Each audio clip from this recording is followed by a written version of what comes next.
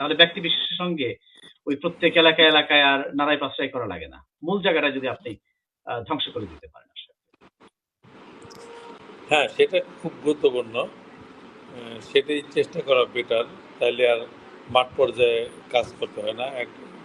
শুরুতেই যদি আটকায় দেওয়া যায় তাহলে মাঠে আর ওইটা ছড়ানোর সুযোগ থাকে না।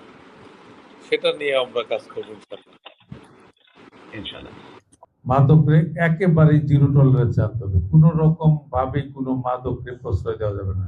যে যারা নাকি স্পেসিফিক বুঝতে পারবেন যে সে মাদকের ডিলার, তার প্রতি যদি কোনো পলিসি আপনাদের মেনটেন করতে হয় তাকে ধরার জন্য, সেই পলিসিটাও আপনারা দয়া করে মেনটেন করবেন। কারণ ডিলার যদি না থাকে তাহলে সেবক থাকবে না, বিক্রেতাও থাকবে না। যদি আমাদের প্রোডাক্ট না থাকে তাহলে সেল তো হবে না, প্রোডাক্টটা বন্ধ করতে হবে।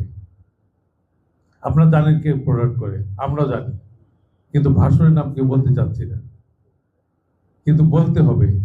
আমাদের পরবর্তী প্রজন্মকে বাঁচাতে হলে, তাদেরকে সঠিক পথে চলতে হলে এবং তাদের লেখাপড়ায় বা কাজকর্মে যদি মনোনিবেশ করতে হয় তাহলে নেশা থেকে দূরে সরতে হবে। আজকে যত গন্ডগোল হচ্ছে, যত চাঁদাবাজি হচ্ছে, তার অর্ধেকে কিন্তু নেশার কারণে। এই নেশার টাকা জোগাড় করতে যে দেখা গেছে যে অল্প সামান্য কথা কাটারের মধ্যে একজনকে একটা চাকু মেরে দিচ্ছে বা একজনকে বাড়িতে খুন করে ফেলছে, সামান্য কিছু টাকার জন্য কিন্তু এই ধরনের ঘটনাগুলি ঘটছে বিভিন্ন জায়গায়। এর জন্য নেশাটাকে যদি আমরা নিয়ন্ত্রণে আনতে পারি, নিয়ন্ত্রণে একদম নির্মূল করতে পারি, তাহলে কিন্তু অর্ধেক সমস্যার সমাধান হয়ে যায়। না, মাদকের ব্যাপারে তো আমার জিরো টলারেন্স। যে কোনো মাদক সেবী বা মাদক ব্যবসায়ীকে বিন্দুমাত্র ছাড় দেওয়ার কোনো সুযোগ নেই। এখানে জিরো টলারেন্স, এখানে কারোরই এই ব্যাপারে টলার করার সুযোগ নেই।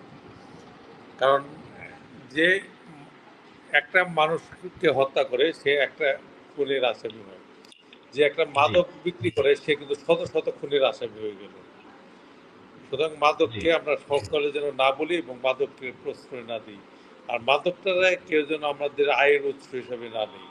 এবং প্রশাসনকেও বলবো, প্রশাসনও যেন মাদকের ব্যাপারে একদম জিরো টলারেন্সে থাকে।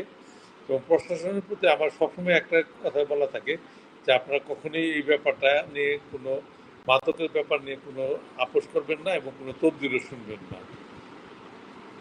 অনেক ধন্যবাদ আশা করি। আমি পার্সোনালি ফিল করি আশা ভাই যে কখনো কখনো গিলটি ফিল করি নিজেদের আত্মীয় স্বজনের ভেতরে কথার কথা আপনার একজন খালাতো ভাই, একজন মামাতো ভাই, আমার একজন চাচাতো ভাই বা ইনভলভ হয়ে গেছে বা সামহাও হয়ে যায়, তখন ইন্ডিভিজুয়ালি কিন্তু তাকে সঠিক পথে গাইড করা অনেক সময় কষ্টকর হয়ে ওঠে না, খুব সহজ না ব্যাপারটা। কিন্তু মাদকের চালানটা যেখান থেকে বাল্ক আসলে আসে, যে পাইকারি সেল যেখানে, সেই ঘাটিটা যদি ভেঙে দেওয়া যায় তাহলে কিন্তু বিষয়টা সহজ হয়ে যায় সকলের জন্য আসলে। এবং পুলিশ এবং আইন শৃঙ্খলা দ্বারা আপনারা যদি এটা করতে পারেন আমার মনে হয় সবচেয়ে সুন্দর হয়। তাহলে ব্যক্তি বিশেষের সঙ্গে ওই প্রত্যেক এলাকায় এলাকায় আর নাড়াই পাঁচড়াই করা লাগে না। মূল জায়গাটা যদি আপনি ধ্বংস করে দিতে পারেন আসলে। হ্যাঁ, সেটা খুব গুরুত্বপূর্ণ। সেটাই চেষ্টা করা বেটার। তাইলে আর মাঠ পর্যায়ে কাজ করতে হয় না। শুরুতেই যদি আটকায় দেওয়া যায় তাহলে মাঠে আর ওইটা ছড়ানোর সুযোগ থাকে না। সেটা নিয়ে আমরা কাজ করবো ইনশাআল্লাহ। ইনশাআল্লাহ। অনেক ধন্যবাদ।